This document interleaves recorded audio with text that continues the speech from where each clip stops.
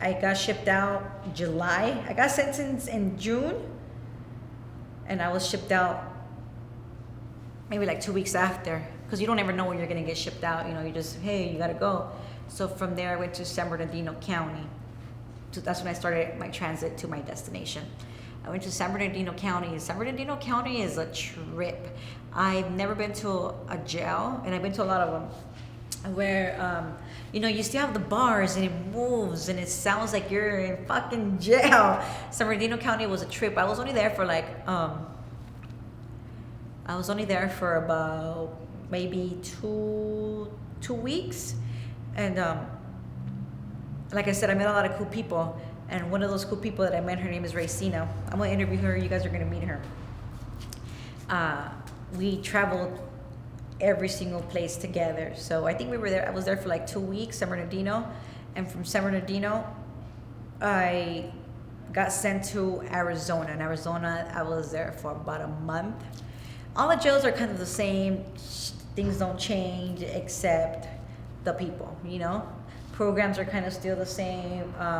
I didn't get to see my mom anymore because I was already in a different, I was already in a different state.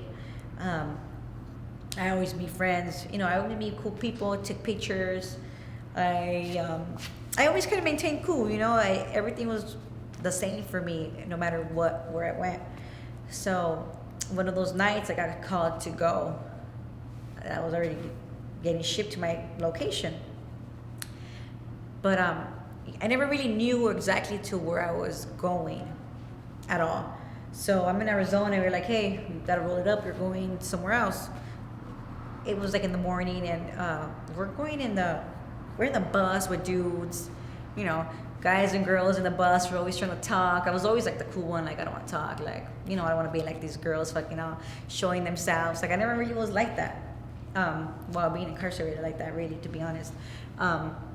Girls are all excited, woo, what's up? Da-da-da. Guys are all happy, whatever, So we're driving to the airport, and I'm like, what the fuck?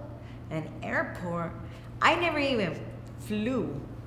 I never got in the plane, nothing. So, keep in mind I'm handcuffed. It's hot as fuck. We're in the bus with a gang of fools, like 4 or 5 girls. And the plane is taking long, or I don't know what it was. I start feeling sick. I start feeling really weak. I don't know if this is from me being nervous because I've never flew before, especially not on Con Air, right? So I'm sitting outside. We see all the marshals, like 20 on one side, 20 on the other side, just with like guns. And I'm like, fucking Con Air, right? I never even been on an airplane. So it's time for us to get on the plane, right? We're handcuffed. Keep in mind, we have our feet and our hands are cuffed, like we're walking. And, it's all hot, it's muggy. I can't put my hair up because you can't have anything on your hair, I get on the plane, and what do you know? I get my fucking period. As soon as I sit on the chair, I get my period. I'm in the front, right? And I'm like this, and I see myself like bloody, like, fuck, this is not cool. We're sitting up, the engine turns on. I'm like, oh shit. I tell the CO, they don't care. They don't care what the fuck is happening. They're probably thinking that you're just trying to be extra so you don't get to stay, or, whatever it is. So I had to sit it out. I sat there, just start shaking, the plane starts shaking. And then once we're in the air, I start throwing up. But like quietly, just like, oh, they saw me. So now they fucking cared, but we're already up in the air, I'm like fucking drenched in sweat. My hair, I've always had long hair. It's just nasty, I'm feeling horrible, looking horrible. I'm bleeding. Not all crazy like this, right? Like all bloody, but I was able to see. So this was like maybe like 3 hours of being in the plane, which I never even been on the fucking plane, right? I started cooling out, they gave me water, I was calm, and I took a little baby nap, I guess. We get to Oklahoma. Oklahoma is like a transit center for it's like a federal detention center, but it's like the transit center. that detention center was extremely packed, so they had to send me to this little place called Grady County in Oklahoma.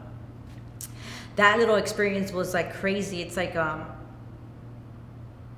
lot of, I'm not trying to be like, I'm not trying to talk shit or whatever, but it's like, like typical like little country, white people country. You see the girls with the black teeth, the the tweaker ones that look all country. That's how it was. And it was like just like a big warehouse with like bunks everywhere. The bathrooms, I was there for like 2 weeks. The bathrooms were super small, and it's like they only have 2 toilets. And it was like the toilets were like, okay, I'm like right here. And the other toilet was like right here. It's like you could like literally like basically wipe the fucking other person's like that's sitting there fucking ass, right? It was just kind of fucking dirty and intense. Thank God I was only there for like 2 weeks, right? So one of those mornings, crews roll it up. I'm like, okay. They put us on the bus. I still didn't know where I was going. Few hours after, I arrived to Minnesota, Waseca, which is where I did my whole rest of the time, which was like 3.5 years that I had left. I got into Minnesota, took the bus for a few hours.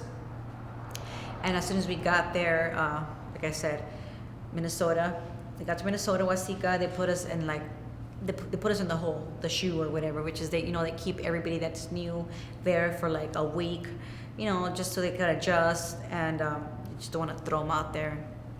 At least that's what they told us. I was there with my little bunky Slim. It's my girl. So I'm in Minnesota now. They let us out. I went to, I think it was at B Unit. That's where I was at for like 2.5 years, at B Unit. I did laundry. I worked at laundry. I worked in the bakery. I went to school for a little bit. I did work out a lot. I had friends, we hung out, worked out 2 times a week. Took lots of pictures. I didn't get a visit at all since it was really, really far. And the time that I was going to go to visit is when my grandma passed away. I lost my grandma and one of my closest uncles while being incarcerated. I didn't get to see my son for about, I think, 40 months. 40 or 30, something like almost like 3.5 years or something like that. I didn't get to see my son at all. My last year, they offered me to do the drug program. I guess it takes away like 6 months. I couldn't really take away any time because I lost my time for getting in trouble while I was at MDC. Like getting caught drinking or like getting caught fishing. As I told you guys, we were able to fish while being in there. So, you get caught once or twice. So you get in trouble. So and you're already in the federal custody. So it still takes away time from you since it's all one thing, So, you get there, I was there, got to the drug program. I've always kind of been good at talking. I've been to rehabs before, so it wasn't like a big deal for me. I kind of already knew